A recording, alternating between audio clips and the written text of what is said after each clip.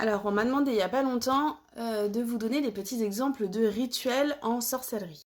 Alors, sur le principe, je suis pas forcément contre, mais en vrai, je suis pas sûre que ce soit utile. Alors, ça sert à rien parce que, en fait, un rituel doit être fait avec vos énergies et avec votre méthode. Donc, en fait, la meilleure chose qu'il y a à faire lorsque vous voulez créer un rituel magique, c'est d'étudier les correspondances.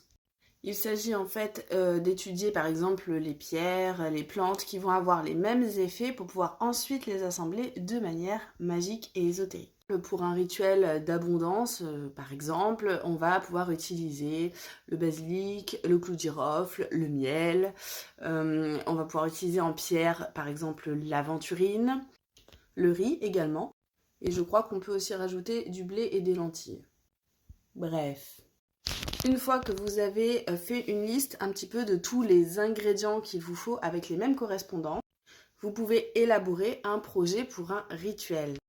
Oui, je sais, c'est long, c'est difficile, mais si c'était facile, eh ben tout le monde le ferait. Donc là, vous allez pouvoir décider si vous choisissez par exemple de vous impacter vous, il va falloir rajouter un petit témoin, donc ça peut être des cheveux, ça peut être des rognures d'ongles, ça peut être du sang. Et si c'est quelqu'un d'autre que vous voulez impacter, ben la même chose pour elle du coup. On n'oublie pas d'ajouter le nom, le prénom. Également, évidemment, l'intention. Alors ça, il y a plusieurs écoles, hein, c'est un peu chacun fait la sienne. Il y a ceux qui préfèrent l'écrire sur un bout de papier, il y a ceux qui vont la prononcer à haute voix, il y a ceux qui vont simplement la penser. Bon, ça c'est un petit peu comme vous le sentez. Et bien sûr, parce que sinon ce serait trop simple, il ne faut pas oublier de tout bien consacrer.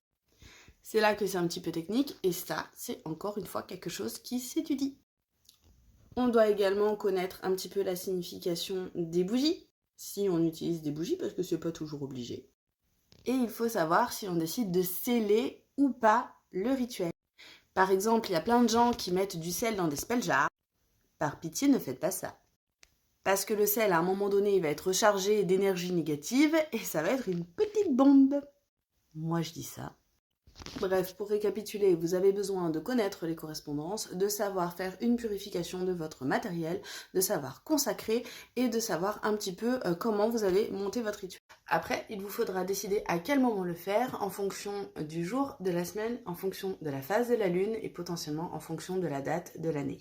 Ça y est, vous comprenez pourquoi ça sert à rien que je vous donne mes rituels. Là, je vous ai même pas encore parlé d'ancrage. Pour conclure, je pense qu'il n'y a pas de raccourci. Pour assurer en sorcellerie, il faut étudier. Allez, je vous laisse ouvrir vos bouquins. Ciao, ciao.